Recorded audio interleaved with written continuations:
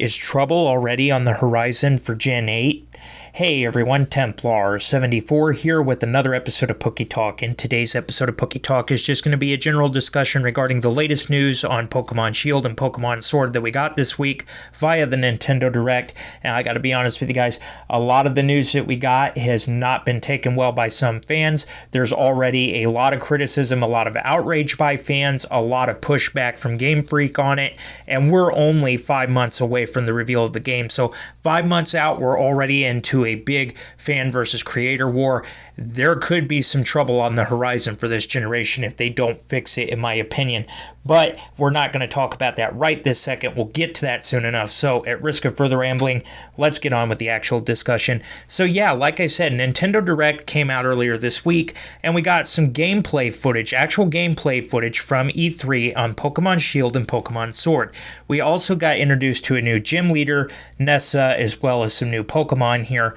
And when we got the gameplay, there was some things that happened. The gameplay video actually got posted to YouTube, and there were a lot of dislikes. I'm like, well, wait a minute. There's like 3,000 dislikes. How could that be? You know, it's a new generation. Usually everybody's really hyped about the new generation, or they're like me and they reserved their judgment until the game came out.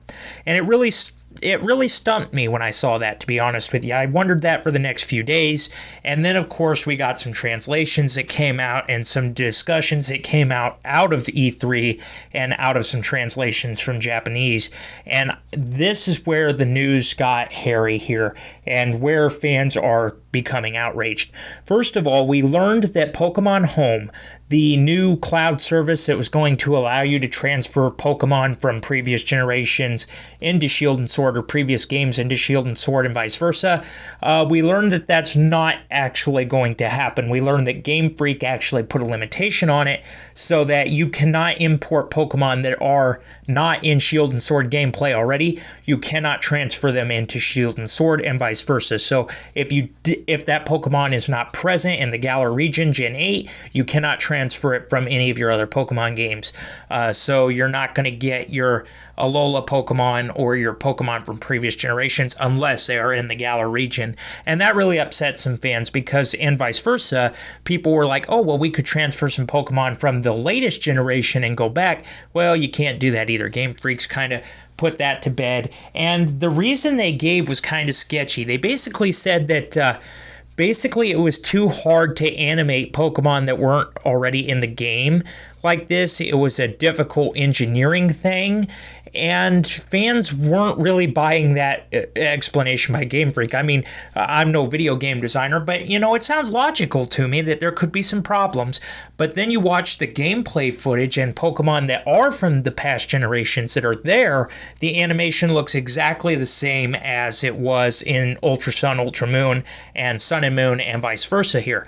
So fans are really angered by this because they really don't see the point. Now, like I said, I'm not a video game designer. I'm not an engineer. I'm not a computer graphics guy. So, you know, the explanation from Game Freak sounds plausible to me, and that's just my opinion. But a lot of fans were upset about that nonetheless. I got to admit, I'm a little disappointed myself.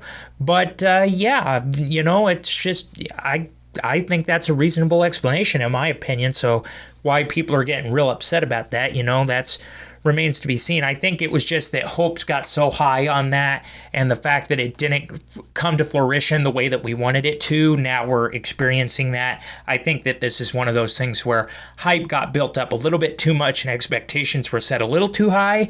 But again, that's just me. The other big thing that Pokemon fans were angry about is that there will be no national dex in Galar. So yeah, we're not going to get the National Pokedex here. We're going to get a Rotom Dex 2.0, which again, I'm furious about it because I did not like the concept in Sun and Moon. I really did not like it in Ultra Sun and Ultra Moon, and I do not like it now. I thought that this was a stupid concept. I'm angry that Game Freak brought it back, to be honest with you. And yeah, I just want to kind of go out and kill it with fire. But you know, I guess that's just me, because there are some people that are genuinely hyped about it because it is a change and they want change, but at the same time, a lot of fans, this is something else that a lot of fans, hardcore fans, are not sitting well with. And I can't blame them. The national decks, it's something that's been in every generation up to this point. The fact that it's not going to be in Gen 8, change is not a bad thing, but too much change too quickly is not a good thing either. So, keeping things the way they are for decades, while it does get stale and people demand change, you can't change it like at the drop of a hat there and expect people to be okay with it. It's just, you're going to draw criticism either way. But I can see both sides of the argument here, because without the national decks, it just doesn't seem like Pokemon, in my opinion. And I may be a little bit biased in this one because I want to kill the Rotom decks with fire.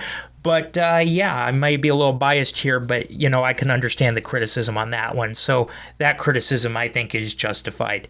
Then we get into the other big thing here, and that is we learned that you will not be able to use Mega Evolution or Z moves in the Galar region in Gen 8. Neither of those game mechanics exist anymore, and this is where controversy has really been drawn up over the past 48 hours, I'm not going to lie, and I've even given my 2 cents on it. And basically, a lot of fans are like, well, wait a minute here. You created these great game mechanics, maybe not so much the Z moves, but Mega Evolution for sure. You created these great dynamics here, and yet you're not going to use them anymore. So what? You create a new gimmick, you use it for 1 or 2 years, you throw it in the trash, you come up with a new one. Is this what you're going to do, Game Freak? Rather than run into these new mechanics that are crazy and they're kind of out there. They're a little bit ridiculous, in my opinion, when it comes to Dynamax, but I'm willing to give it a shot here. When you get into these kinds of things and you create great game mechanics, but you don't build on them, you just toss them out every couple of years to put in new ones that just get more and more ridiculous. It's just one of those things where you can understand why fans are not a big fan of this, and I can't blame them either. I'm not real crazy about not having my Z moves for Mega Evolution, especially if you use them competitively in Pokemon, like in the tournament arcs and things like that. If you use Mega Evolution competitively, you're pretty much screwed with Gen 8 here, because you're not going to have Mega Evolution, you're not going to have Z moves, you're only going to have Dynamax. And I mean, in a way, I can kind of see that, because a Z-powered Dynamax, could you imagine that? Or a Mega Evolved Dynamax, although Dynamax is kind of a variant of Mega Evolution, I guess we could call it. It's one of those things where you understand it from the game dynamics for the new mechanics that they put in the game. They don't want it overshadowed, but at the same time, you create these great dynamics and you don't build on them. It seems lazy, and you draw a lot of criticism for it, because especially if you have the aspects where in the games you use Z moves and Mega Evolution competitively, now you're pretty much screwed and you don't even want to pick up the game. So it doesn't really make sense to me from a marketing perspective and a fan perspective. You've got these great dynamics here.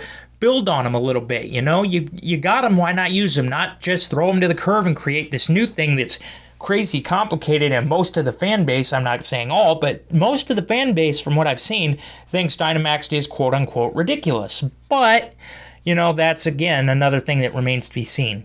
So anyway, those were the big things that we've gotten this week from Shield and Sword. Like I said, the news was controversial. The news has sparked a big debate here on just what fans want out of Gen 8. I personally am reserving judgment for Gen 8 until I've played the games, and I think it's smart that everybody does that as well. I do think a lot of this, though, is a result of our expectations being set too high, and I'm drawn back to a quote that Mr. Masuda put out, I believe it was at the end of Ultra Sun and Ultra Moon, where basically he said, designing games is hard. Don't get your expectations too high. And I think fans were really guilty of this, and I got to be honest, I was a bit guilty of it myself. Expectations got set too high. Game Freak wasn't able to meet expectations. They hardly ever are, because they're still human.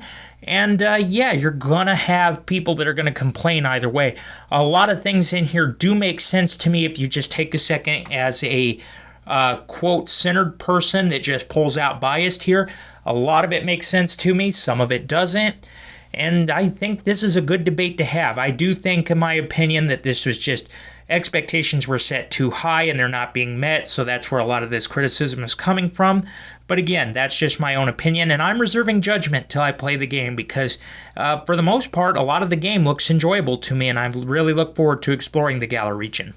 But as always, everybody, in the comment section down below, let me know what your guys' thoughts are about all this. Do you still plan on picking up Gen 8? Are you disappointed in Gen 8? What are your thoughts on all this? What are your thoughts on Mega Evolution and Z-Move being excluded? Do you think it's still going to make a good game? Do you think without these dynamics it's not worth picking up? Just let me know what your guys' thoughts are about all this in the comment section down below, because as always, I enjoy hearing from you.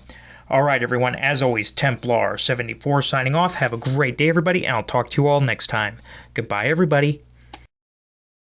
Hey, everyone, Templar74 here. Did you enjoy the video? Do you want to help support me in making more content like this and see your name here at the end of every video? Then consider supporting me on Patreon. Any help is greatly appreciated and will help ensure continuation and increase the quality of production of the videos that I'm able to make for all of you. Link down below. Again, thank you so much for your support and for liking and subscribing. You all are amazing. And as always, everyone, Templar74 signing off. Have a great day, everybody, and I'll talk to you all next time. Goodbye, everybody.